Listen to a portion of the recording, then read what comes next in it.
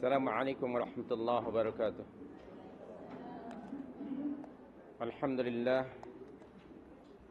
Alhamdulillahil qail. A'udzu billahi minasy syaithanir rajim. Alladzi khalaqal mauta wal hayata liyabluwakum ayyukum ahsanu amala. Wassalatu wassalamu ala rasulihil mustafa wa ala alihi wa sahbihi wa man iqtada thumma amma ba'du. Hadirin hadirat, pagi hari ini dengan izin Allah kita akan membincangkan topik yang diminta untuk dibincangkan, yaitu persiapan menjelang kematian.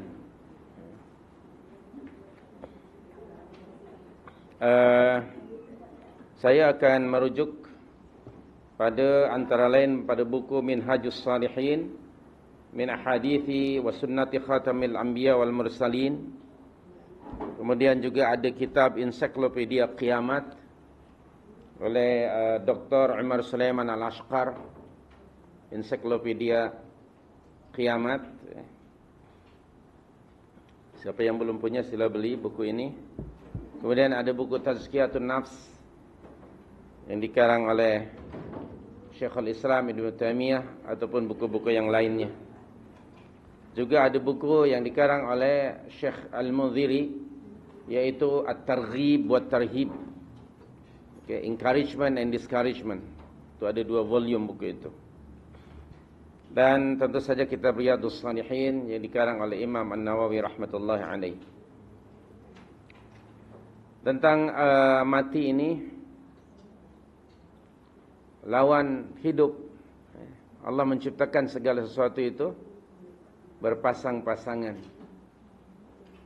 Bila bergerak, mati maknanya diam, tenang dan kaku. Baik. Dan kematian dan kehidupan adalah makhluk Allah. Dan dalam surah 67 yang tadi saya baca, ayat yang kedua, qala ta'ala, a'udzu billahi minasyaitonir rajim, alladzi khalaqal mauta wal hayata liyabluwakum ayyukum ahsanu amala. Dialah yakni Allah yang telah menciptakan kematian dan kehidupan. Ibnu Katsir rahmatullahi alaih di dalam tafsir Al-Quranul Azim, beliau mengatakan bahawa para ulama telah mengatakan disebut lebih dahulu al-maut, kemudian diikuti al-hayat. Ini adalah sebagai satu ingatan agar kita sentiasa banyak mengingati kematian daripada kehidupan. Keduanya agar kita sentiasa bersedia untuk menghadapi kematian dan tidak terlalu memfokuskan hidup ini untuk kehidupan dunia sahaja. Yang ketiganya bahawa kehidupan setelah kematian itulah yang sebenar-benar kehidupan, yang sifatnya kekal. Tidak seperti kehidupan di dunia ini yang sifatnya sementara. Kemudian mati adalah suatu kepastian. Banyak di dalam Al-Quran Allah menyebut, antara lain dalam surah Al-Qasas 88, juga dalam surah Ar-Rahman ayat 27.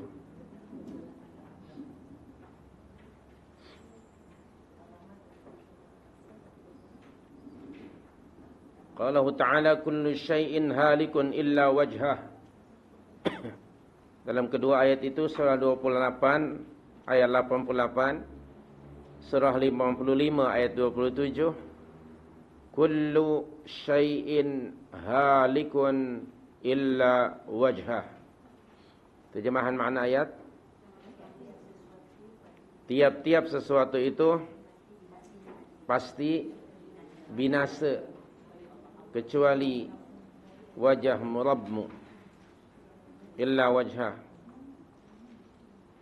Demikian juga dalam Ali Imran 185, Ali Imran 185, firman Allah, Bismillahirrahmanirrahim, kullu nafsin dha'iqatul maut, hinggalah hujung ayat. Tiap-tiap yang bernyawa itu, tiap-tiap yang hidup itu pasti akan merasakan kematian. Sekiranya seseorang itu dapat lari dari kematian dan selamat dari kematian, tentulah orang yang paling layak adalah Rasul sallallahu alaihi wasallam. Namun Allah menyatakan di dalam surah 39 ayat yang ke-30, surah Az-Zumar ayat yang ke-30, Allah berfirman di situ, Bismillahirrahmanirrahim, innaka mayyitun wa innahum mayyitun. Sesungguhnya kamu akan mati dan sesungguhnya mereka juga akan mati. Jadi tiada seorang pun yang selamat dan dapat lari daripada kematian. Dan kematian adalah merupakan sunnatullah, ketetapan Allah subhanahu wa ta'ala yang telah ditetapkannya ke atas makhluk-makhluknya. Dalam surah 21 ayat 34, surah Al-Anbiya ayat 34, Allah berfirman, Bismillahirrahmanirrahim, wa ma ja'alna li basharin min qablikal khulda fa in mitta fahumul khalidun. Dan tidaklah kami menjadikan bagi seorang manusia pun sebelum kamu yang hidup kekal abadi. Maka apabila kamu meninggal dunia, kamu mati wahai Muhammad, adakah mereka akan tetap hidup di atas muka bumi ini? Itu adalah sunnatullah yang telah ditetapkannya. Dalam sebuah hadis yang sahih yang bersumber daripada Abdullah bin Abbas radhiyallahu anhuma, antara lain Rasulullah sallallahu alaihi wasallam berta'awudz kepada Allah Subhanahu wa taala melalui ucapannya, a'udzu bi'azamatika, aku berlindung dengan keagunganmu, allazi la ilaha illa anta, yang tidak ada Tuhan melainkan engkau ya Rabb, ya. Yang Allah itu la tamut, engkau tidak mati, ya. Allazi la ilaha illa anta, allazi la tamut, Allah itu tidak mati. Wal jinnu wal insu yamutun, sedangkan jin dan manusia semuanya mati. Demikian sunnatullah atas kematian itu. Bagi kematian itu ada masanya yang disebut ajal. Ada ajal dan masa yang telah ditetapkan oleh Allah Subhanahu wa taala. Allah menyatakan di dalam Ali Imran tadi 145, dalam Ali Imran 145, wa ma kana li nafsin an tamuta illa bi idznillah kitaban muajjala. Ali Imran 145. Terjemahan makna ayat,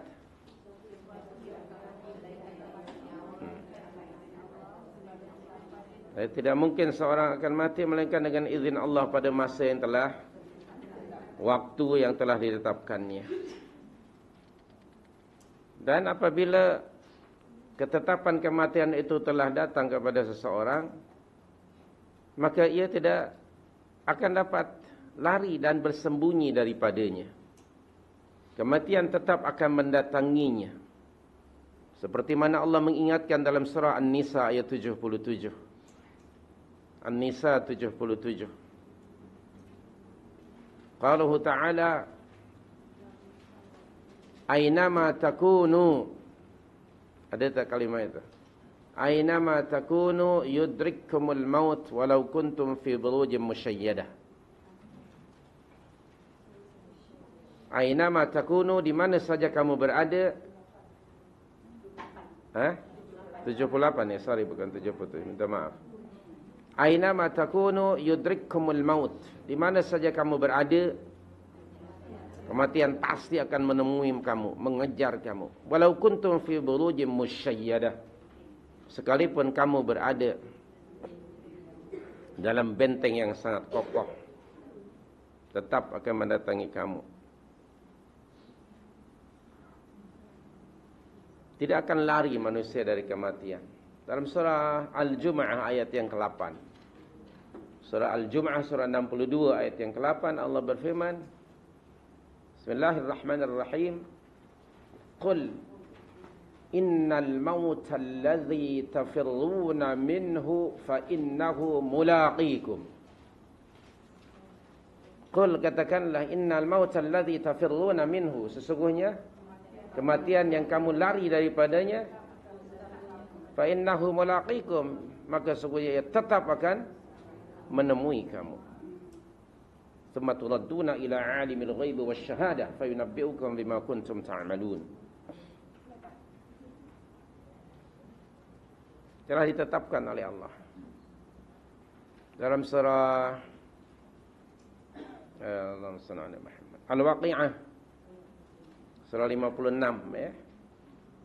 Ayat berapa? 60 ke? Coba anda rujuk ayat. Qala ta'ala, bismillahirrahmanirrahim. Nahnu qaddarna bainakumul maut wa ma nahnu bimasbuqin. Surah 56 ayat 60. Nahnu qaddarna bainakumul maut. Kami telah apa? Menetapkan kematian di antara kamu. Wa ma nahnu bimasbuqin, dan kami tidak akan, sekali-kali tidak akan melampaui masa yang telah ditetapkannya. Demikian banyak ayat yang lain. Berikutnya, masa kematian tidak ada yang mengetahuinya secara pasti melainkan Allah.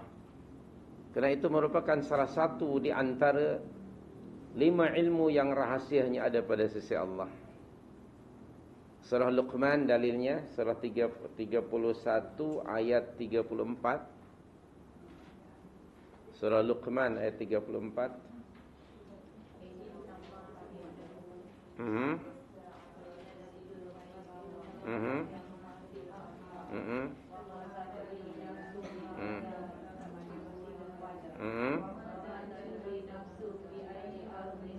Aywa. Jadi yang kelima itu, wa ma tadri nafsun bi ayyi ardhin tamut. Ada 5 perkara ilmunya pada sisi Allah. Bilakah hari kiamat, bilakah turunnya hujan, hanya Allah yang mengetahui dalam kandungan rahim. Kemudian berikutnya, tidak ada yang tahu seseorang apa yang akan dia buat esok pagi. Dia boleh saja merancang, tapi tidak tahu secara pasti. Dan yang berikutnya, wa ma tadri nafsun bi ayyi ardhin tamut. Dan tidak ada seorang pun mengetahui secara pasti di mana dia akan mati. Yang pasti kematian akan datang dan menemui setiap orang. Adapun sebab-sebab kematian itu bermacam-macam. Ya, sebab-sebab kematian itu bermacam-macam. Baik. Fa'ala kulli hal, yang pastinya dalam kematian itu tentu ada sakaratul maut. Dalam kematian ada sakaratul maut. kesakitan yang sangat luar biasa. Ketika seseorang atau ajal seseorang hampir tiba kepadanya, dia didatangi malaikat yang diutus oleh Allah Subhanahu wa taala untuk mencabut nyawanya. Biiznillah, tadi dengan seizin Allah. Dalam suratul An'am ayat yang ke-61, surah yang ke-6, 61.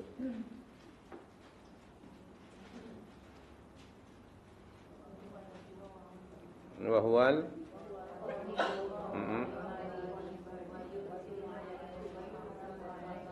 hatta tawaffathu rusuluna. So hatta idza jaa ahadakumul maut, hingga apabila tiba masa kematian salah seorang di antara kamu, tawaffathu rusuluna, maka mewafatkanlah utusan-utusan kami, yakni para malaikat. Namun ketika seseorang didatangi oleh malaikat dan dalam keadaan sakaratul maut, ia tidak diketahui dan tidak dapat dilihat dengan mata kasar manusia ini. Sekalipun seseorang itu sangat hampir kepada orang yang sedang dalam keadaan sakaratul maut. Maha benar Allah Subhanahu wa taala dengan firman-Nya dalam surah Al-Waqi'ah ayat 83 hinggalah 85 itu. Falaula idza balagatil hulqum wa antum hina idzin tanzurun wa nahnu aqrabu ilaihi minkum walakin la tubsirun. Itu surah yang ke-56 ayat 83, 84 dan 85. Dan apabila nyawa sudah berada di halqum, maksudnya ketika sakaratul maut. Wa antum hina idzin tanzurun, sedangkan kamu masa itu berada di sebelah orang yang dalam keadaan ihtidhar atau sakaratul maut itu. Wa nahnu aqrabu ilaihi minkum, dan kami lebih hampir kepada orang itu daripada kamu, tetapi kamu tidak dapat melihat. Pasti sakaratul maut itu. Bahkan di dalam surah Al-Qiyamah juga ada ayat seperti ini. Surah 75 Al-Qiyamah, surah 75 ayat 26 hinggalah 30 di situ. Kalla idza balagatit taraqi wa qila man raq. Aywa, itu dia. Yakni maksudnya itu ayat tadi menjelaskan tentang sakaratul maut. Dan kehadiran para malaikat ke atas orang dalam keadaan ihtidhar atau sakaratul maut, sekiranya orang-orang tersebut termasuk orang-orang yang mukminun, orang-orang yang istiqamah dalam ketaatan mereka terhadap Allah Subhanahu wa taala, maka para malaikat akan datang dalam wajah yang ceria, wajah yang handsome, yang cantik dan penuh adab, tata krama, penuh sopan santun terhadap orang dengan sakaratul maut. Bahkan malaikat itu memberikan bisyarah, berita gembira kepada mereka supaya mereka jangan takut menghadapi situasi yang kritikal itu, dan juga jangan takut menghadapi alam yang akan datang, dimulakan dengan alam barzakh hingga alam akhirat. Juga tidak perlu berduka cita meninggalkan dunia, anak-anak, menantu, cucu, harta, pangkat, pingat, pengat dan sebagainya. Dikatakan oleh malaikat, sila anda sudah hafal tentu surah Fussilat ayat 30. Bismillahirrahmanirrahim, surah 41 ayat 30. Innal ladzina qalu rabbuna Allah ثم استقاموا تتنزل عليهم الملائكة ألا تخافوا ولا تحزنوا وأبشروا بالجنة التي كنتم توعدون نحن أولياؤكم في الحياة الدنيا وفي الآخرة ولكم فيها ما تشتهي أنفسكم ولكم فيها ما تدعون نزلا من غفور رحيم. Tatanazzalu alaihimul malaikah, kata para ulama tafsir, yakni malaikat turun ketika seseorang dalam keadaan ihtidar ataupun sakaratul maut. Malaikat itu mengatakan kepada mereka, alla takhafu wa la tahzanu, bahkan memberikan bisyarah, wa abshiru bil jannati allati kuntum tu'adun. Semoga Allah menjadikan saya dan anda sekalian salah seorang di antara mereka itu. Allahumma amin. Syaratnya ialah dua, yaitu iman dan istiqamah dalam menjalani ketaatan. Tetapi sebaliknya bagi mereka yang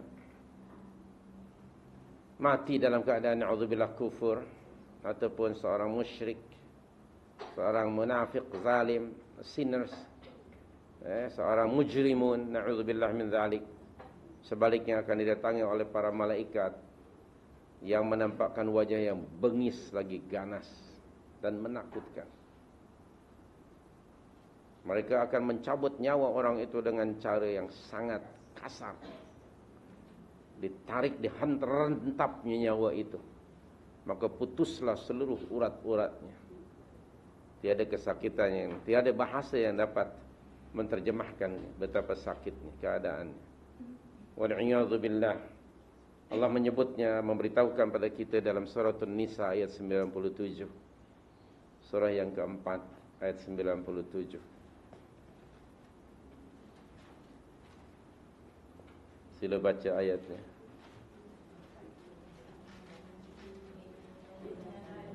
Innal ladzina tawafathumul malaikatu zalimi anfusihim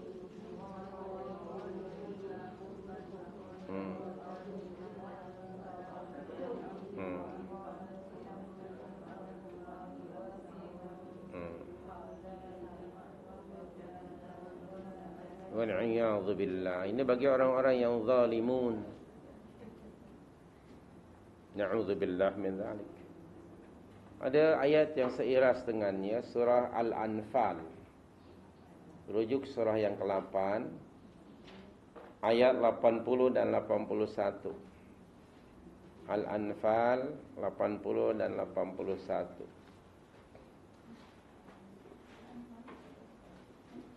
Surah 8.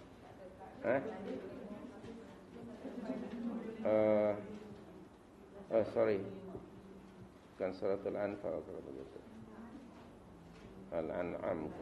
Al-An'am ke? Baik, bunyi ayatnya, walau tara idh yatawaffal ladzina kafaru malaika yadribun wujuhahum. Okey, sekejap ya. Tunggu pula nombor ayat. Yadribuna wujuhahum. Baik, daraba yadribu. Baik. Sorry, Al-Anfal ayat ke-50, bukan 80. Ayat 50, betul tak?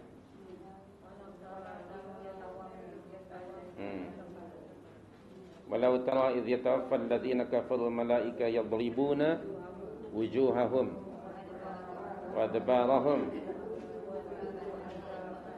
Na'udzubillah. Demikian juga dalam surah 47 ayat 27. Surah Muhammad SAW surah 47 ayat 27. Surah 47 ayat 27. فكيف إذا توفتهم الملائكة يضربون وجوههم وأدبارهم والعياذ بالله. Kemudian sakaratul maut, satu keadaan yang dalam kesusahan yang amat sangat, keadaan yang kritikal, satu keadaan yang sangat sukar. Namun orang yang mengalaminya tidaklah dapat memberitahukan kepada orang-orang yang hampir kepadanya. Yang pasti ia satu keadaan yang sangat sa'bun wa ta'bun, susah dan penat, sukar, betapa susahnya keadaan itu. Yang pasti memang menjelang kematian mesti ada sakaratul maut. Di dalam Al-Quran surah Qaf, dalam surah 50 ayat 19, Allah ada beritahu di situ melalui firman-Nya, Bismillahirrahmanirrahim. Waja'at sakaratul maut bil haqq. Pasti kan? Okey, dan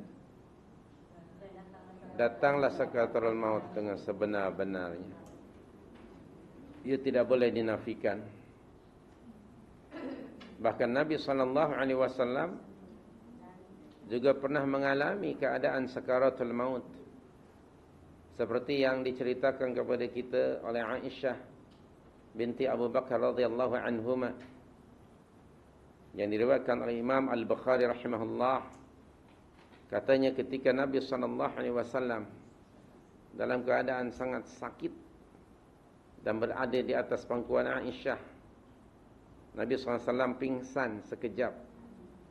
Lalu ketika baginda sedar, dia mengucapkan la ilaha illallah wa anna lil mauti sakarat.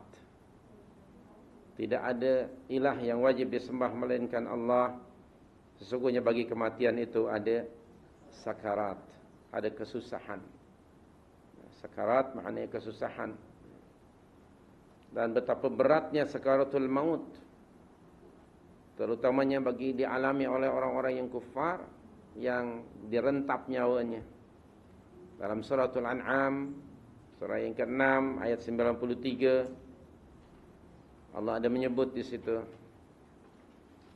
Surah yang ke-6 ayat 93. Sila baca. Wa man azlamu.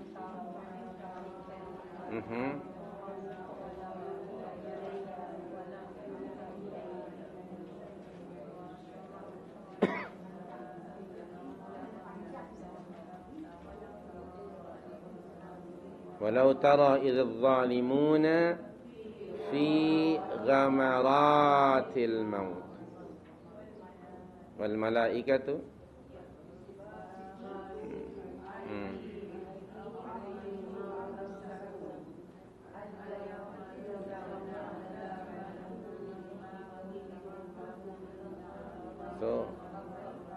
betapa beratnya sakaratul maut, terutamanya bagi orang kafir, dijelaskan melalui ayat yang mulia ini. Wahum fi ghamaratil maut.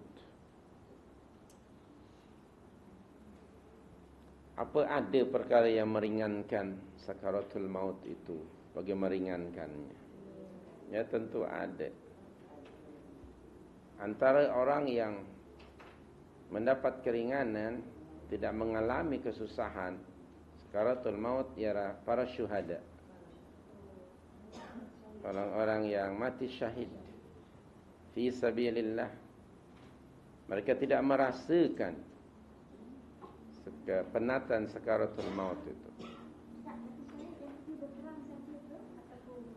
Ya, ranking yang pertama tentu saja yang meninggal fi sabilillah, ketika memperjuangkan agama Allah Subhanahu wa taala. Banyak rankingnya. Itu yang first ranking lah yang macam itu. Sebab ada juga orang yang masuk kategori sebagai syahid, dikatakan oleh para ulama sebagai syahid dunia gitu. Okay, seperti seorang ibu yang mungkin meninggal dunia kerana melahirkan, meninggal dunia kerana sakit ta'un, kerana mungkin mati lemas, kerana earthquake, tertimpa sesuatu umpamanya. Okay, kerana mempertahankan maruahnya, dirinya, keluarganya dan hartanya. Termasuk itu para syuhada. Namun first ranking yang dimasukkan syahid ialah orang-orang yang meninggal ketika menegakkan kalimah Allah Subhanahu wa taala masa mereka diperangi oleh musuh-musuh mereka, di-attack. Wa qatilul ladzina yuqatilunakum. Perangilah orang-orang yang memerangi kamu. Wala ta'tadu, dan janganlah kamu melampaui batas. Dan orang-orang yang dikategoriskan sebagai syuhada first ranking, kita hanya menerima, mendengar dari apa yang Allah bagi tahu kepada kita di dalam Al-Quran atau hadis Rasul yang sahih. Artinya kita tidaklah boleh sembrono mengkategoriskan seseorang itu mati asy-syahid fulan bin fulan, asy-syahid fulan bin fulan. Bukan kita yang menentukannya. Yang menentukan adalah Allah Subhanahu wa taala. Tapi yang pasti kaedah amnya orang yang meninggal fi sabilillah, dia meninggal di medan perang, bukan meninggal di medan selera. Baik. Di jalan Allah, bukan di jalan raya misalnya, apalagi yang merempit dan merempat itu. Atau ramped it juga pun tidak boleh, ya. Misalnya rempit begitu. Ala kulli hal, anda baca kembali kitab Riyadhus Shalihin second volume dalam bab jihad, yang hadisnya lebih dari 60 hadis di situ. Nanti anda baca tentang manhum, siapa mereka asyuhada. Yang pastinya mereka orang-orang yang dimuliakan oleh Allah Subhanahu wa taala. Nabi sallallahu alaihi wasallam ada menyebut dalam sebuah hadis dari Abu Hurairah radhiyallahu anhu, katanya telah bersabda Rasul sallallahu alaihi wasallam bahawa para syuhada itu orang-orang yang mati fi sabilillah tidak merasakan sakaratul maut kecuali seperti dicubit saja, ataupun digigit nyamuk bahasa kita, atau digigit apalah. Yakni maknanya sangat, yakni kesannya itu begitu kecil sekali bagi para syuhada. Itu dalam hadis yang diriwayatkan oleh Imam At-Tirmidzi, Imam An-Nasa'i dan juga Imam Ad-Darimi. Kemudian ketika seseorang berada fi sakaratul maut, kena dahsyatnya keadaan itu, para mujrimun mereka sangat mengharap supaya mereka dapat kembali ke dunia. Tidak dalam keadaan seperti itu. Tapi harapan itu tinggal harapan. Tidak mungkin ia akan menjadi kenyataan. Allah bagi tahu kepada kita dalam surah Al-Mu'minun, surah 23 ayat 99, 100. 99 dan yang ke 100. Ketika sakaratul maut, manusia berharap agar kembali hidup ke dunia ini.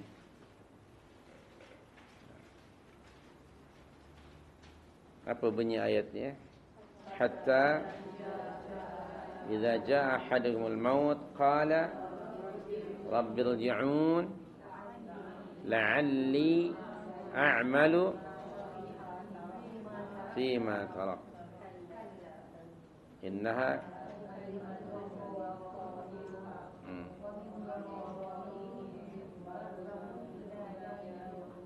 itu dia. Jadi hadis Rasul ada menyebut bahawa ketika seseorang didatangi sakaratul maut, setiap orang akan menyesali dirinya. Bagi orang mukmin yang saleh, mereka berharap seandainya Allah menangguhkan kematiannya, maka ia akan menambah lagi amal kebaikannya, akan menggunakan masa yang diperuntukkan Allah ke atasnya untuk mengerjakan amalan-amalan yang disukai dan diridhai Allah. Bagi seorang muslim yang asin, muslim yang bergelimang dengan dosa, muslim yang used to disobey Allah, dia pun menyesali diri. sekiranya Allah tangguhkan kematiannya itu hanya beberapa minit sahaja, dia pun punya hasrat keinginan untuk menggunakan masa itu sebaik mungkin agar ia dapat bertaubat kepada Allah dari kesalahan-kesalahannya itu dan memperbaiki dirinya. Namun tentu saja masa itu sudah injury time, critical betul.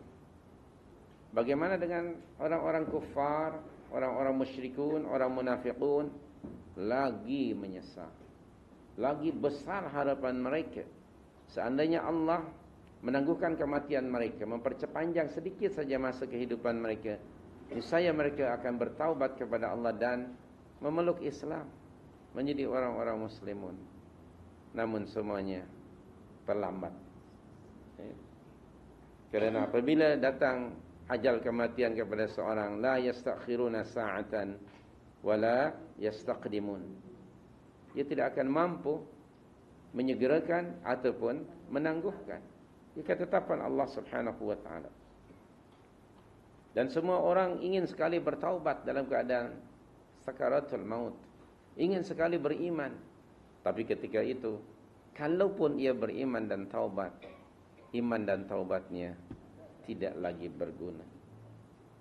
Di dalam surah An-Nisa ayat 17 misalnya, Anda boleh rujuk, dan juga ayat yang ke-18. Bismillahirrahmanirrahim. Innamat taubatu 'ala Allah lilladzina ya'maluna as-su' bijahalah thumma yatubuna min qarib fa ulaika yatubu Allahu 'alaihim wa kana Allahu 'aliman hakima. Wa laysat at-taubah lilladzina ya'maluna as-sayyi'at hatta idza hadara ahadahum al-maut qala inni tubtu al-an walalladzina yamutuna wa hum kuffar ulaika a'tadna lahum 'adzaban alim. Sesungguhnya taubat yang diterima pada sisi Allah hanyalah taubat dari siapa? Dari orang-orang yang melakukan kesalahan lantaran kejahilan dan dia masih hidup di dunia ini. Maka segera ia bertaubat min qarib. Dia bersegera bertaubat, tidak ditangguh-tangguhkan hingga dia pencen dari pekerjaannya. Dia terus. Barulah taubat itu diterima oleh Allah Subhanahu wa taala. Dan ayat yang ke-18, bukanlah taubat itu dari siapa?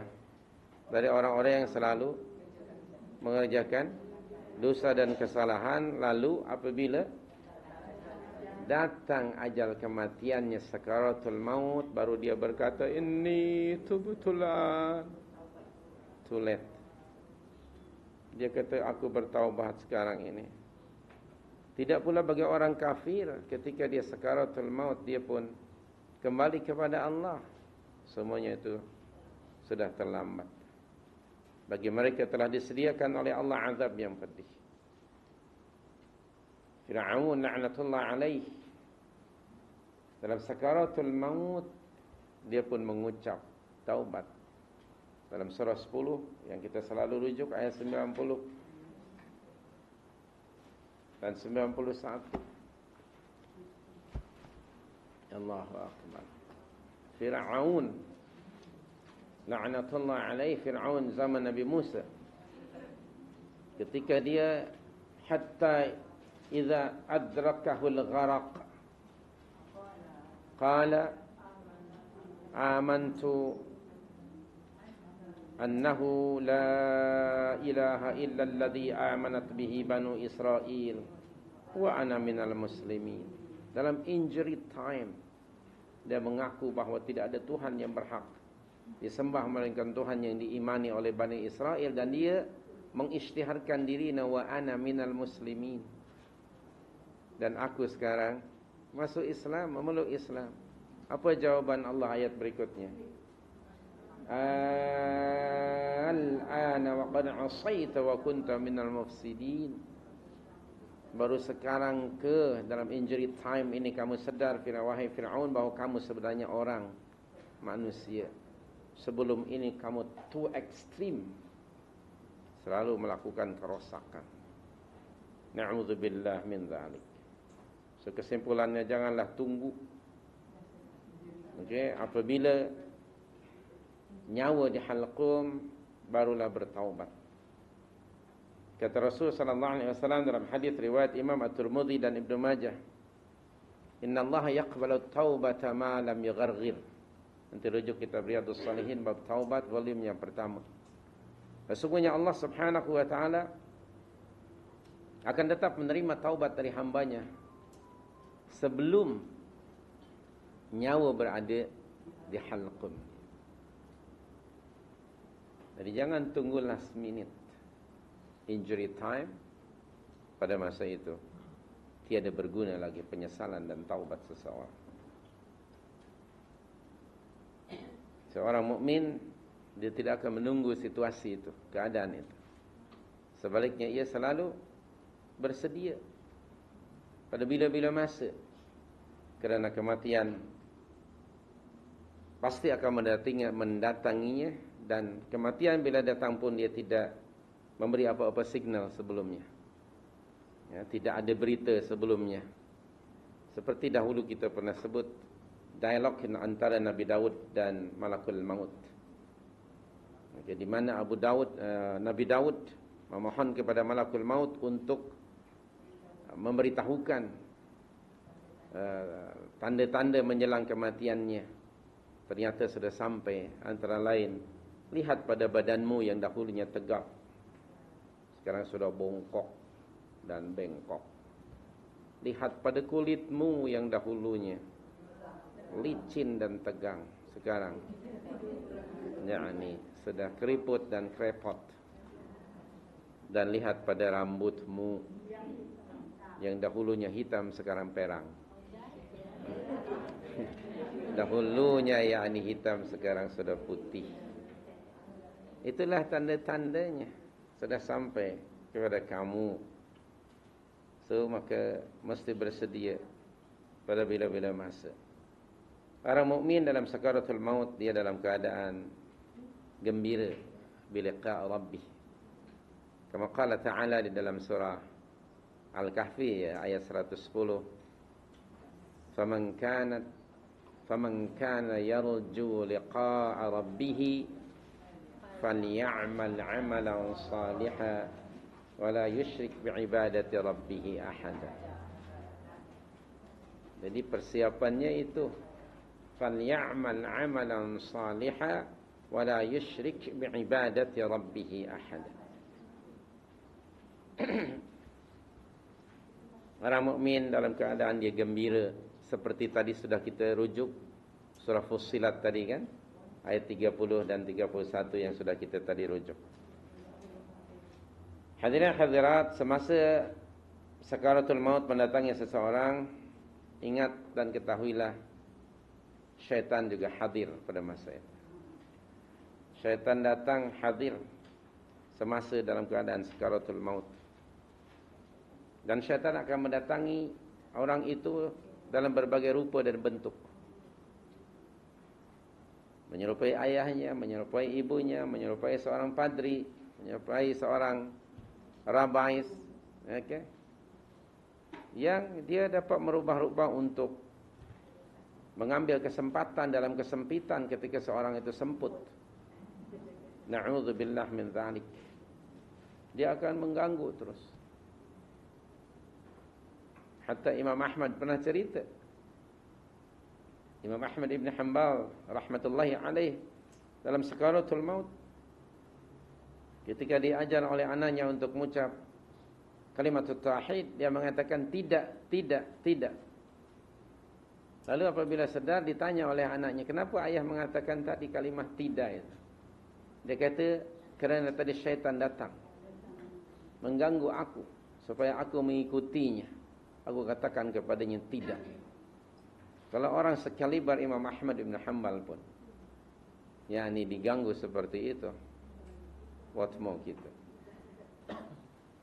Dr. Muhammad Nasir rahmatullahi alaih di Indonesia pernah jadi Perdana Menteri, pernah jadi pimpinan Parti Masyumi, Majlis Syura Muslimin Indonesia, bahkan kemudian mendirikan Dewan Dakwah Islamiyah. Ketika beliau meninggal, going to die, didatangi oleh padri, orang-orang Kristian. Ini menjadi berita besar. Orang Kristian, yakni mereka dari golongan syaitan, mengambil kesempatan. Yang mereka datangi bukan sembarangan orang. Pemimpin umat Muhammad Nasir rahmatullahi alaih. Ini diceritakan. Mereka berusaha hatta last minute seperti itu.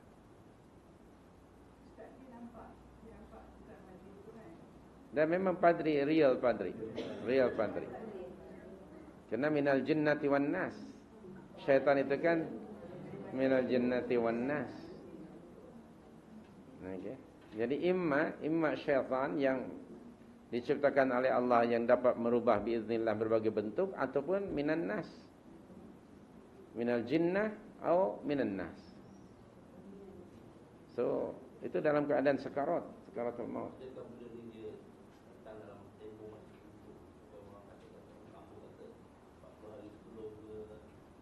Dalam sakaratul maut, ketika kalau 40 hari masih lama, dia mungkin sempat bertaubat.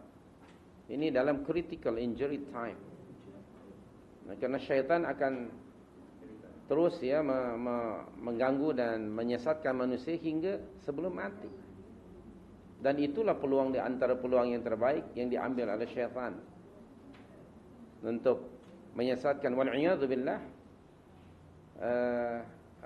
dari termasuk orang-orang yang dapat diganggu ataupun diselewengkan oleh syaitan dalam keadaan kritikal seperti itu. Jadi kalau tadi Imam Ahmad pun seperti itu, bagaimana pula dengan orang lain ya? Oleh itu kita hendaknya mohon selalu kepada Allah. Antara doa yang selalu kita baca dalam surah Al-Imran ayat yang ke-8 ya. Ini antara doa yang patut kita terus baca. Rabbana la tuzigh qulubana ba'da idh hadaitana wa hab lana min ladunka rahmah wa hayyi' lana min amrina rasyada. Surah Ali Imran ayat yang ke-8. Sudah jumpa? Baca ayatnya, Rabbana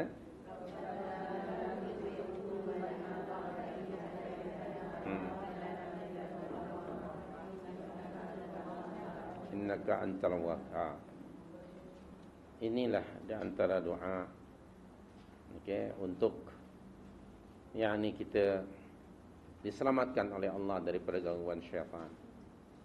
Dan kita mohon kepada Allah semoga kita kembali kepada Allah dalam keadaan husnul khatimah. Karena kata Rasul sallallahu alaihi wasallam, innamal a'malu bi khawatimiha.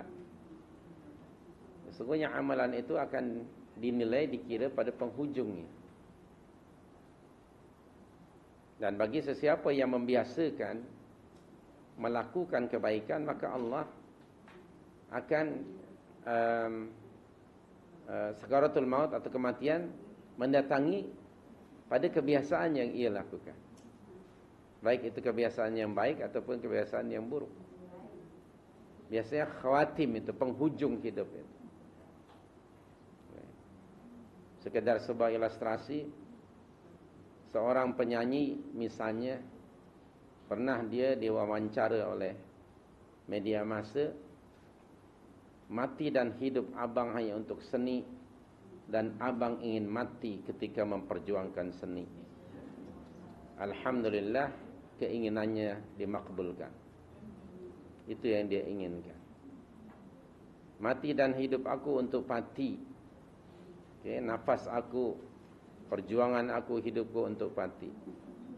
InsyaAllah dimakbulkan doa itu. Don't worry.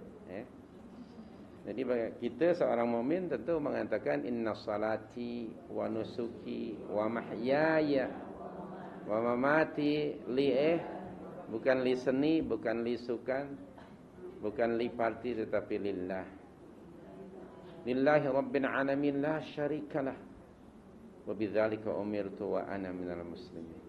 Demikian ikrar seorang muslim tiap hari. Dan kita dituntut oleh Allah untuk menerjemahkan ikrar itu pada kenyataan daily activity. Apakah benar-benar semuanya lillah atau li bola misalnya. Waspada dan hati-hati. Ucapan seseorang kadang-kadang menjadi doa. Kadang-kadang jadi doa. Waspada dan hati-hati. Baik. Kemudian kita juga memohon kepada Allah sebagaimana Rasulullah mengajar kita, Allahumma khtim lana bi husnil khatimah wa la takhtim alaina bi su'il khatimah. Kita mohon kepada Allah semoga Allah mengakhiri hidup kita dalam keadaan husnul khatimah, penghujung yang baik dalam kehidupan ini.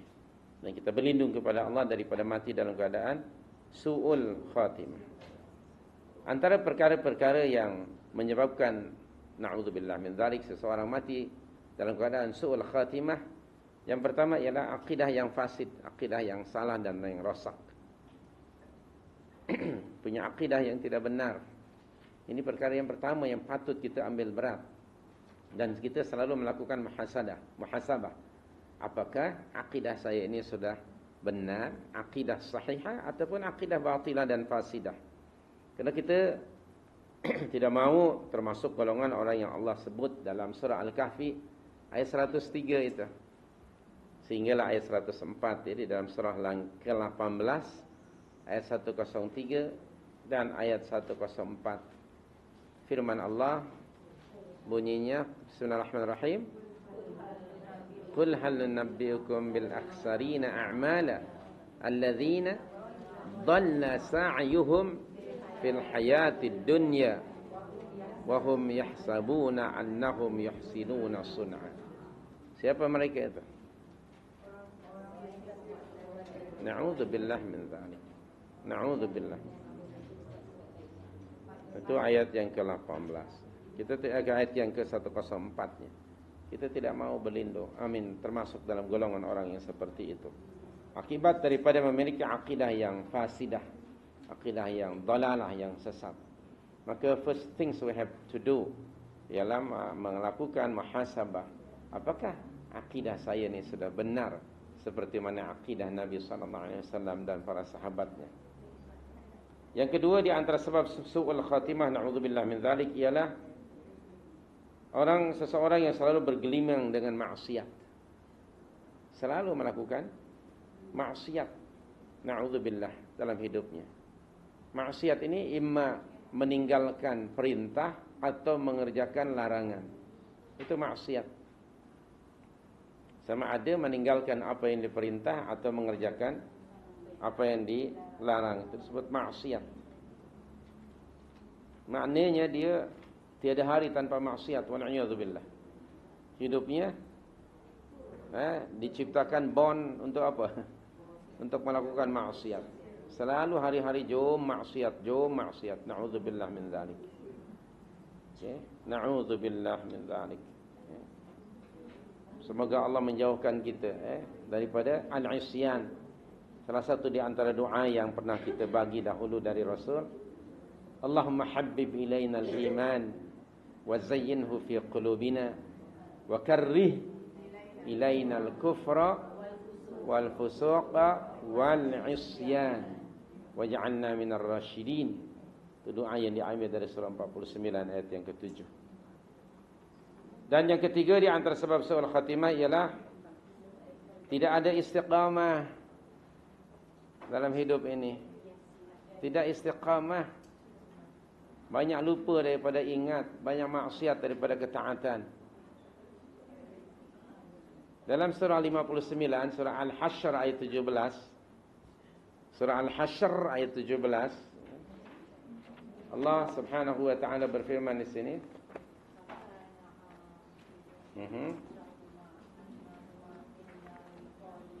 Na'udzubillah. Surah Al-Hasyr Itu dia, ayat yang ke-17. Saya akan baca ayat yang ke-18 tengok ya, saya baca 18. Kamathalis syaitan idh qala lil insan ukfur falamma kafara qala inni bari'un mink inni akhafu Allah rabbal alamin fakana aqibatahuma annahuma finnar khalidaini fiha wa dhalika jazaa'ul zalimin. Kerana tidak istiqamah, syaitan memang akan terus mengganggu supaya si mukmin itu tidak istiqamah. Artinya hanya taat kepada Allah sekali-sekala, ya, ataupun menjadi muslim disebut seasonal muslim. Orang Indonesia kata muslim musiman. Jadi muslim hanya ikut pada musim. Jadi, kalau tak ada musim, dia takkanlah barangkali berbuat. Na'udzubillah, dari termasuk dalam kelompok orang yang tidak istiqamah dalam menjalani ketaatan. So, hendaknya kita masuk dalam kelompok yang tadi sudah kita rujuk surah 41 ayat 30 itu. Dan antara sebab juga yang berikutnya su'ul khatimah itu, na'udzubillah, ialah dha'iful iman. Kerana memiliki iman yang sangat dhaif, sangat lemah. Dan lemahnya iman seseorang dapat dilihat dari aktiviti seharian dia. Baik perkara-perkara yang ada hubung kaitnya antara dia dengan Allah ataupun antara dia dengan sesama makhluk. Iman itu dalam hati tidak ada yang mengetahuinya. Tetapi iman itu mesti diterjemahkan dalam bentuk ketaatan, menjalankan perintah dan meninggalkan larangan, memperbaiki hubungan antara dia dengan Allah dan sesama makhluk. Jadi walaupun iman itu dalam hati tidak diketahui, tapi dia dapat dilihat melalui luaran. Salahlah orang yang mengatakan yang penting hati, iman itu dalam hati enci, luaran itu tidak menggambarkan. Padahal justru luaran itulah gambaran dari dalam. Sekiranya dalam dan luar berbeza, maka munafiklah ia. Bukan begitu? Seorang munafik, dia antara apa yang ada di dalam dan apa yang dibuat berbeza. Seperti umpamanya saya tidak mengatakan nak menghina, na'udzubillah min dzalik. Sejenis buah tembikai. Dia tembikai di luarnya ni hijau, tapi dalamnya merah. Takkanlah kita sebut ni buah munafik, tidak lah. Tapi artinya yakni dia hijau di luar, tapi di dalamnya dia merah. Ada juga hitam di luar, di dalamnya putih. Fa'ala kulli hal, iman itu kama qala Rasulullah SAW, kita pernah katakan dahulu, qaulun wa amalun. Okey, ucapan dan amalan. Dan para ulama mengatakan iman itu mengikrarkan, mengiktikadkan dengan hati, mengikrarkan melalui lisan dan membuktikan melalui amalan. Benar memang keikhlasan, keimanan tidak diketahui, tetapi sebenarnya indikasi iman itu ada. Bagaimana mungkin orang yang hari-hari melakukan maksiat akan disebut imannya kuat? Bagaimana mungkin seorang hamba Allah beritahu kepada saya dia berada di pub malam semalam, dia kata kena meraihkan kawannya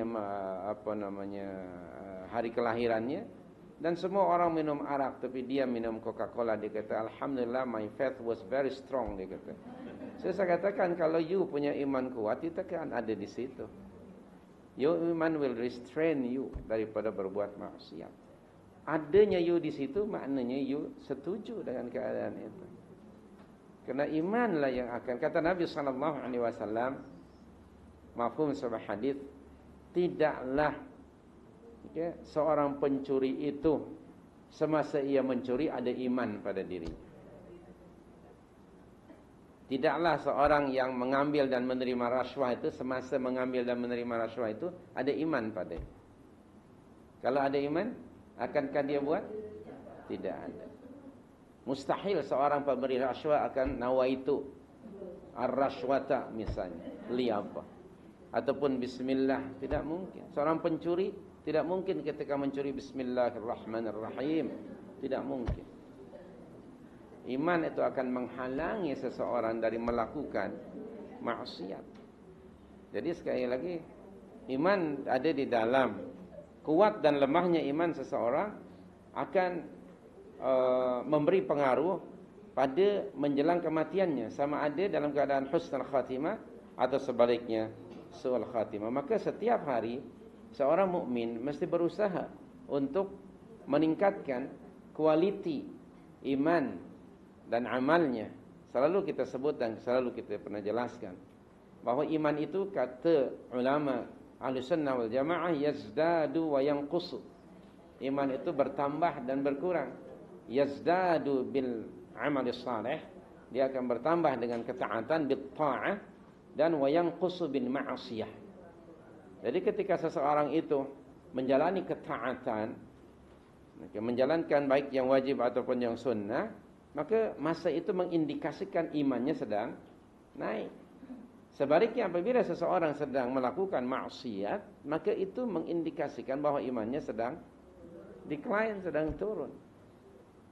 Jadi kata para ulama Ahlussunnah wal Jamaah, al-iman yazdadu wa yanqusu. Kemudian perlu anda ketahui bahawa para nabi alaihi wassalatu wassalam, ketika mereka menjelang meninggal dunia, mereka di offer kepada mereka pilihan oleh Allah Subhanahu wa taala melalui para malaikatnya. Seperti kata Aisyah radhiyallahu anha, ketika Nabi sallallahu alaihi wasallam menjelang meninggal dunia, Nabi pingsan sekejap, kemudian setelah itu sedar dan mengatakan, katanya, ma'ar rafiqil a'la, ma'ar rafiqil a'la, ma'ar rafiqil a'la. Yani di offer kepada Nabi, apakah Nabi ingin kekal di dunia ini dan mendapat kesenangan hidup dunia, ataukah Nabi memilih kesenangan hidup di akhirat? Maka jawaban baginda, ma'ar rafiqil a'la, bersama Allah yang ada di atas, bersama Allah yang maha tinggi. Dan mereka yang seperti ini tidak hanya untuk Nabi sebenarnya, untuk sesiapa saja yang mungkin yang dapat mengikuti jejak langkah Nabi sallallahu alaihi wasallam, terutamanya para rasul alaihi wassalatu wassalam, kerana mereka adalah makhluk pilihan Allah yang selalu berada dalam menjalani ketaatan kepada Allah, dan mereka dijaga dan dipelihara oleh Allah Subhanahu wa taala daripada melakukan maksiat.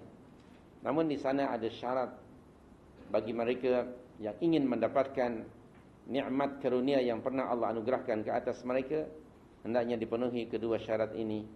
Di dalam surah An-Nisa ayat 69, Allah Subhanahu wa taala ada berfirman di situ, "Wa may yuti'illaha war rasul fa ulaika ma'al ladzina an'ama Allahu 'alaihim minan nabiyyin was-siddiqin wasyuhada was-salihin wa hasuna ulaika rafiqa."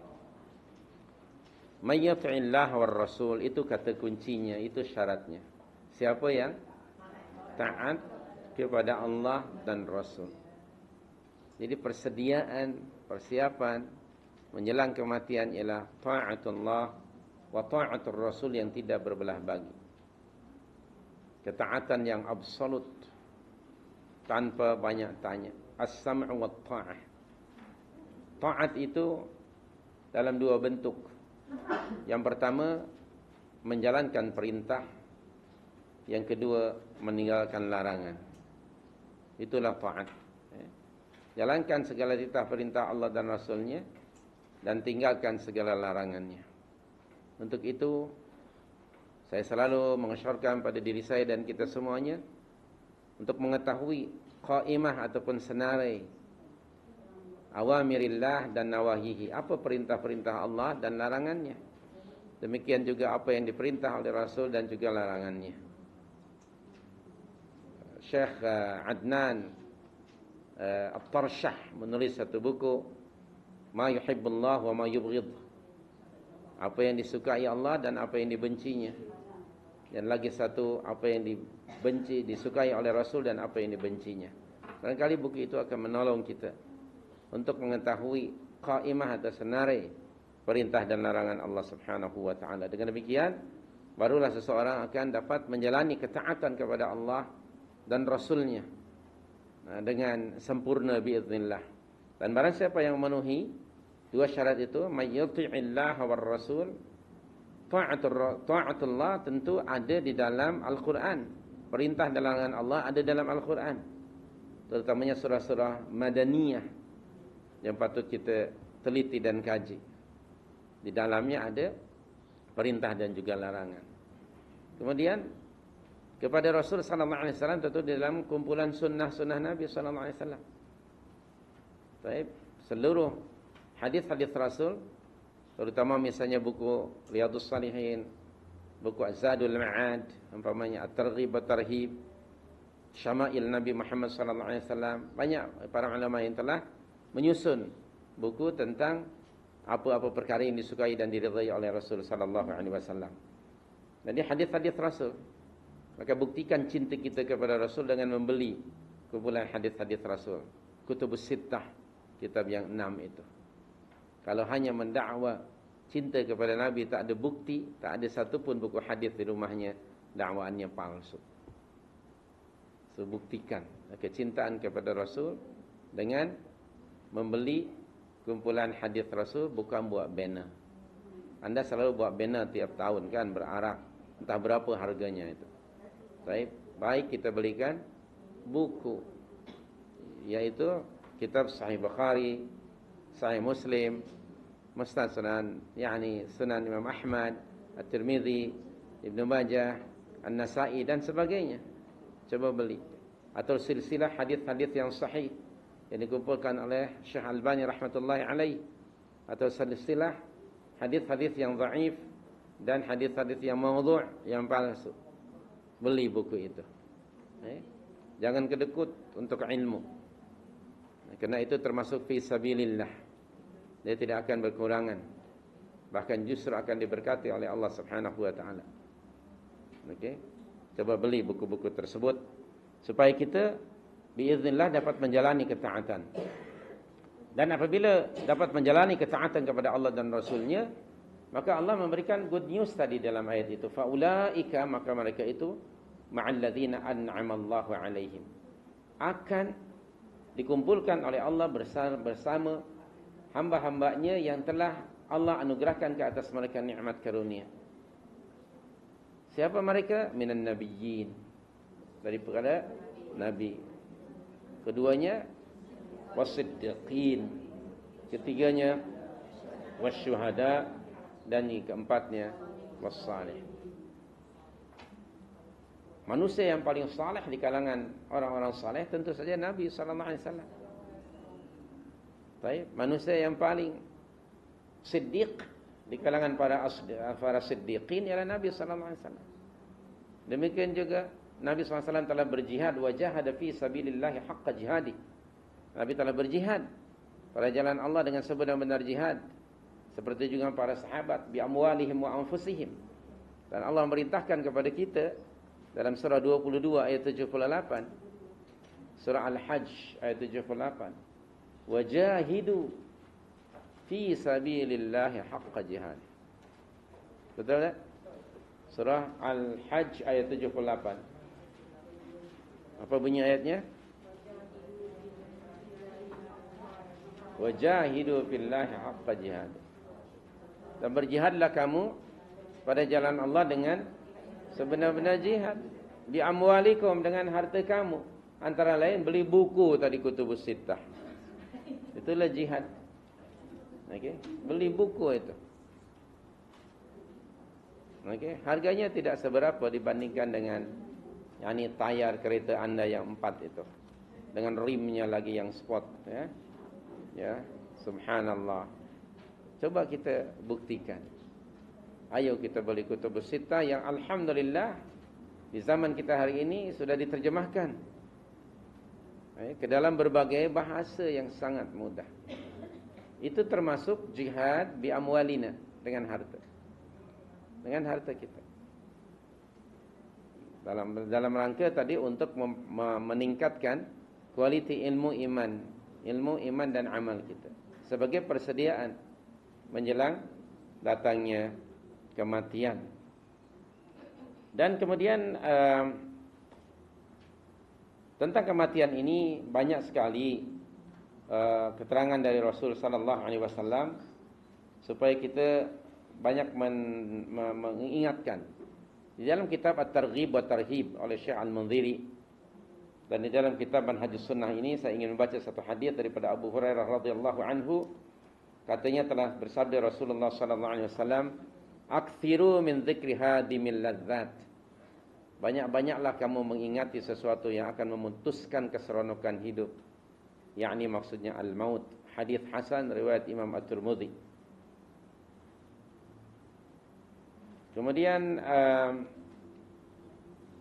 dalam hadis yang lain, umpamanya Nabi sallallahu alaihi wasallam ada menyebut di sini dari Abu Hurairah radhiyallahu anhu, katanya Rasulullah telah bersabda, "La yatamanna ahadukumul maut imma muhsina fal'allahu yazdad wa imma musi'a fal'allahu yasta'tib."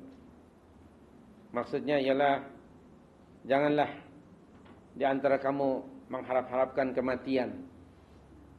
Okey, boleh jadi kalau dia mungkin sebagai seorang yang baik, dia dengan begitu ia akan dapat menambah lagi kebaikannya.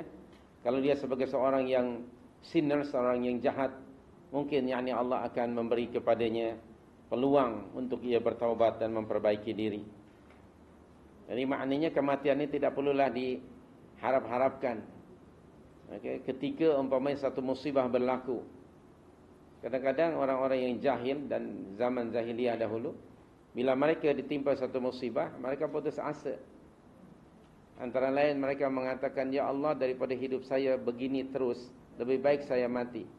Itu perkataan orang jahiliyah. Tanya pada orang itu, siapa yang bagi tahu anda bahawa lepas mati anda akan lebih baik? Kalau you mati dalam keadaan macam ini, malah sebaliknya anda mati sebagai seorang yang al-qunut min rahmatillah, yang putus asa daripada rahmat Allah. Sedangkan tidak ada yang putus asa daripada rahmat Allah illal qaumul kafirun, dalam surah 12 ayat 87. La tai'asu min rawhillah fa innahu la yai'asu min rawhillah illal qaumul kafirun. Dan putus asa adalah dosa, ya. Surah 12 ayat 87, betul tak? Di hujung ayat. Wala tai'asu min rawhillah fa innahu la yai'asu min rawhillah illal qaumul kafir. Jangan putus asa daripada rahmat Allah. Sesungguhnya tidak ada yang putus asa dari rahmat Allah melainkan orang kafir. Orang mukmin hidupnya baina al-khauf war-raja. Kita tidak boleh putus asa. Putus asa adalah dosa. Putus cinta adalah biasa. Wallahu a'lam. Baik. Pada riwayat Imam Muslim juga dari Abu Hurairah, Rasulullah SAW bersabda, La yatamanna ahadukumul maut. Janganlah salah seorang di antara kamu mengharap-harap kematian. Wala yad'u bihi min qabli ayyatihi. Dan janganlah berdoa untuk segera mati sebelum ia tiba masanya. Innahu idza mata, karena sesungguhnya apabila dia mati, inqata'a amaluhu, putus dan terhentilah amalannya. Wa innahu la yazidul mu'min umruhu illa khaira, karena sesungguhnya tidaklah bertambah usia seorang mukmin kecuali bertambah kebaikannya. Maka itu kata Rasul dalam hadis yang lain, mafhumnya, orang yang terbaik di antara kamu wahai umatku ialah orang yang Allah bagi usia yang panjang dan selalu amalannya selalu baik. Wa hasuna amaluhu.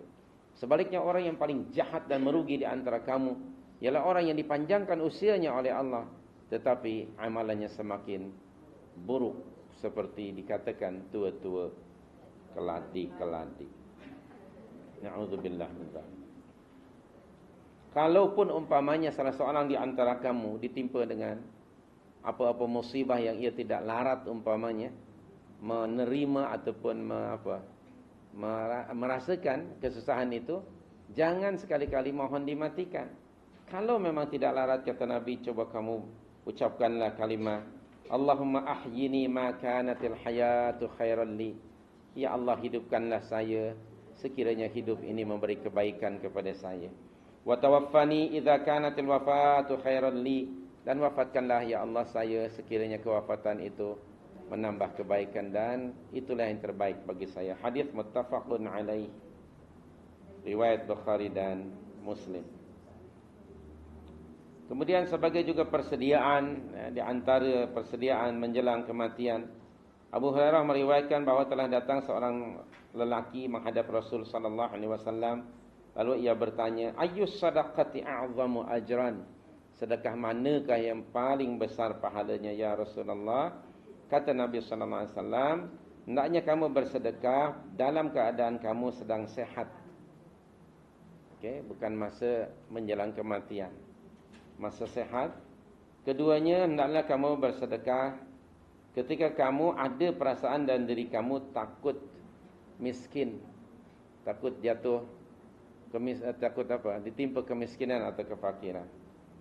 Dan ketika kamu masih ada dalam diri kamu cita-cita untuk lebih kaya dari keadaanmu hari ini. Dan kemudian jangan engkau tangguhkan hingga nyawa berada di halqum kamu. Jangan ditangguh-tangguhkan.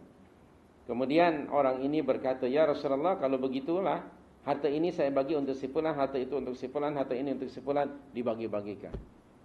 On the spot. Sahabat ini tidak hanya bertanya, tapi terus dia subhanallah dibagi-bagikan sedekahnya, kerana dia kata dia sedang masih hidup, sehat. Kemudian ada ketakutan pada dirinya, kalau dibagi pada orang mungkin dia jatuh miskin. Dan ada pada dirinya keinginan untuk lebih kaya lagi. Bila mendengar, itulah dia a'zamu ajran. Sebesar-besar pahala sedekah dilakukan seorang, on the spot dia buat. Ya Rasulullah, yang ini harta ini, banglo ini, untuk si fulan, kerana dia banyak barangkali hartanya. Saya tak ada, saya hanya merenung. Orang lain menerung, saya merenung, hanya itu. Saya tidak mampu. Sekadar merenung aja, kerana memang mahalnya.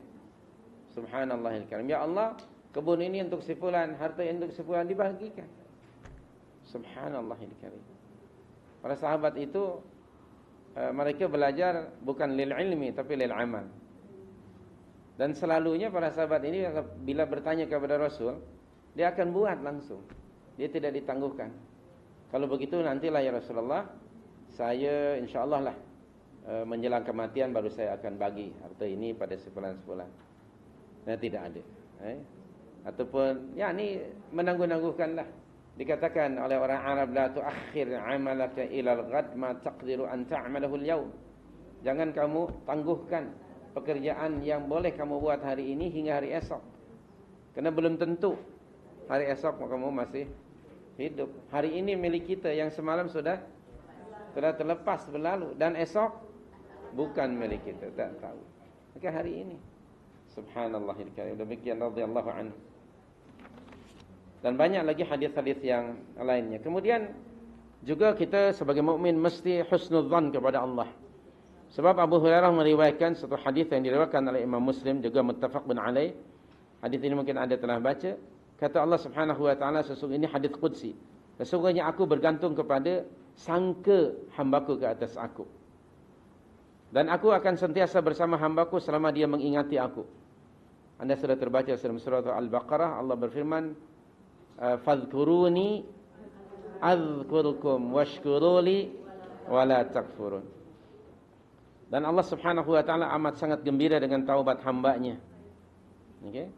Sebagaimana Rasulullah sebutkan di dalam hadis ini, seorang yang ia berkendaraan dan untanya banyak barang di atasnya, lalu ia pun tertidur kerana penat.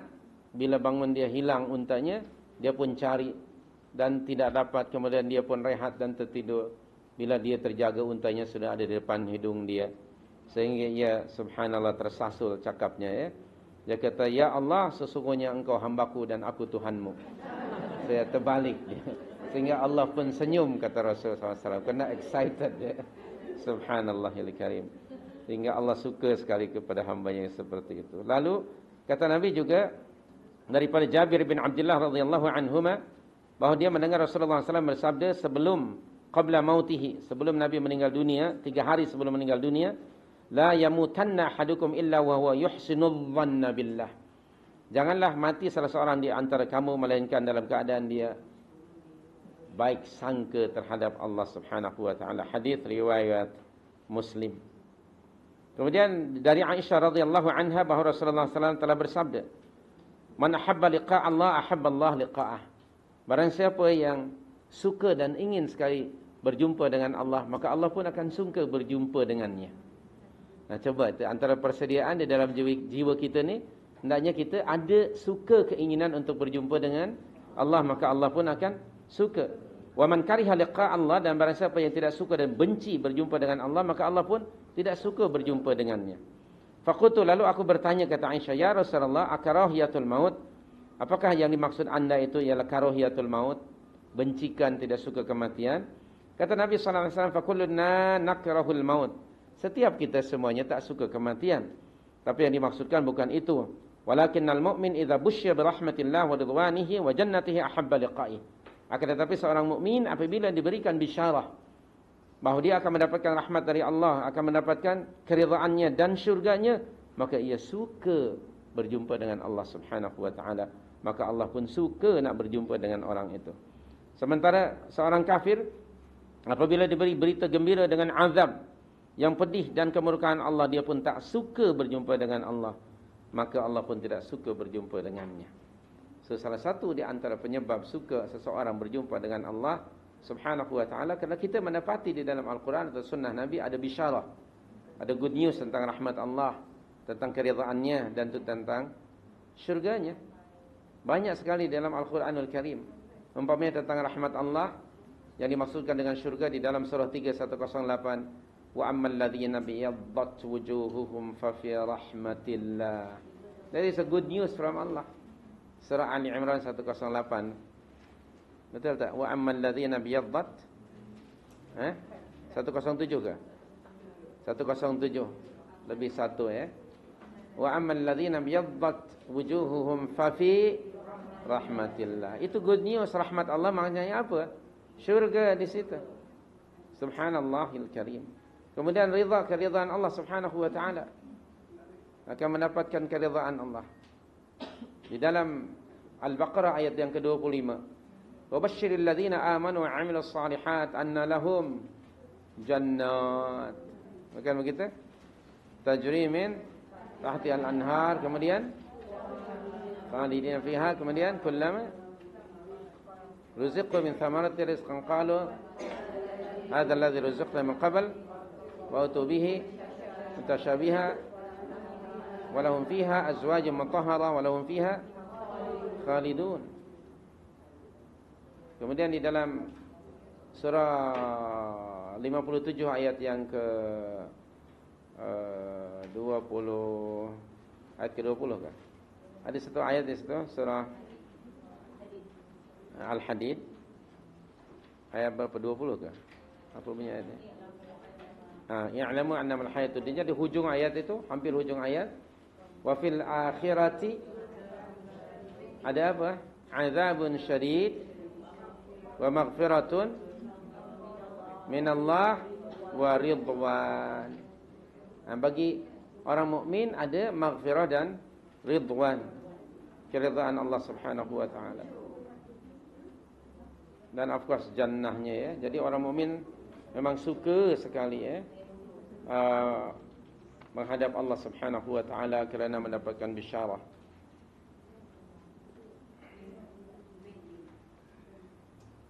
Dari Usamah bin Zaid radhiyallahu anhu bahwa Rasulullah sallallahu alaihi wasallam dibagi tahu ketika salah seorang daripada anak perempuannya meninggal dunia, maka Nabi pun menangis. Keluarlah air matanya. Lalu Sa'ad Ibn Abi Waqqas bertanya, "Ma hadza ya Rasulullah?" Apa artinya tangisan ini keluar air mata? Qala hadhihi rahmatun. Ini adalah rahmat ja'alallahu ta'ala fi qulubi ibadi, yang Allah telah menjadikan rahmat ini di dalam hati hamba-hambanya. Wa innama yarhamullahu min ibadihi ar-rahama. Sesungguhnya Allah Subhanahu wa taala akan mengasihi, menyayangi, merahmati orang-orang yang ada dalam perasaan pada dirinya, perasaan kasih dan rahmat kepada orang lain. Muttafaqun alaih. Nabi punya hati ini sangat sensitif. Kerana dipenuhi dengan ra'fah dan rahmah. Maka man la yarham la yurham. Siapa yang tidak ada belas kasih pada dirinya, dia tidak akan dikasihi oleh Allah Subhanahu wa taala. Irhamu man fil ardi yarhamkum man fis sama, kata Nabi. Kasihanilah orang yang ada di atas muka bumi, niscaya kamu dikasihi oleh zat Allah yang ada di atas langit itu. Begitulah ketika anak Rasulullah Ibrahim meninggal pun Nabi menangis. Katanya innal aina tadma'u wal qalba yahzan. Sesungguhnya mata ini mengeluarkan air mata sedangkan hati dalam keadaan duka cita. Wala naqulu illa ma yurdi rabbina, dan kami tidak akan mengeluarkan perkataan kecuali yang diridai oleh Allah Subhanahu wa taala. Wa inna bi firaqika ya Ibrahim la mahzunun. Sesungguhnya dengan kematianmu wahai Ibrahim, sesungguhnya kami amat sangat duka cita. Anak Rasul antara lain namanya Ibrahim, dari isteri yang namanya Maria Qibtiyah. Jadi demikian perasaan Rasul. Jadi persediaan menjelang kematian secara ringkasnya ada dua, yaitu iman dan amal. Itu saja secara ringkasnya. Dan secara lengkapnya biiznillah kita akan sambung nanti tentang satu persatu. Apakah yang dimaksudkan dengan al-iman wal amalus salih. Kerana tadi orang-orang mukminin diberikan bisyarah oleh Allah melalui Al-Baqarah 25 yang sudah kita baca tadi. Wabasyiril ladzina amanu wa amilus salih. Itu persediaannya, iman dan amal salih. Baik, terima kasih. Ini saja nampaknya yang boleh kita sampaikan. Ada apa-apa soalan?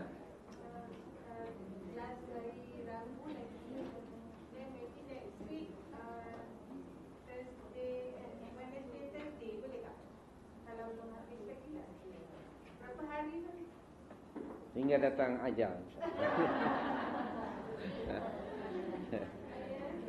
Boleh diringkaskan insyaAllah. Boleh diringkaskan. Rabu Kamis.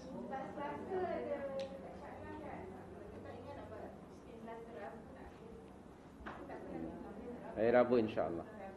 Ya, Rabu yang akan datang. Tapi Rabu ni pun ada lagi. Ya. Nanti kalau tak habis. Baik, boleh dihabiskan insyaAllah. Silakan Puan.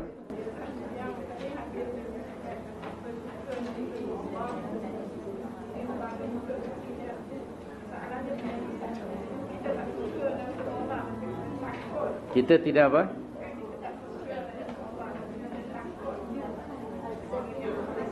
Ya. Perasaan takut memang salah satu di antara sifat seorang mukmin. Kama qala Rasul sallallahu alaihi wasallam bahawa hendaknya setiap mukmin setiap hari ini mesti di antara bainar raja wal khauf, antara penuh harapan dan juga bimbang. Kita bimbang dan takut pada kemurkaan dan azab Allah. Ketakutan ke atas kemurkaan Allah akan memotivasi seorang mukmin untuk sentiasa menjaga kewajibannya sebagai makhluk terhadap Allah Subhanahu wa taala, menghindarkan dirinya dari melakukan, mengatakan sesuatu yang akan menyebabkan dia mendapat kemurkaan Allah Subhanahu wa taala. Ternyata khauf itu positif sebenarnya. Jadi ketakutan itu ternyata memberi motivasi untuk si mukmin tadi menjaga segala kewajibannya dan memperbaiki diri.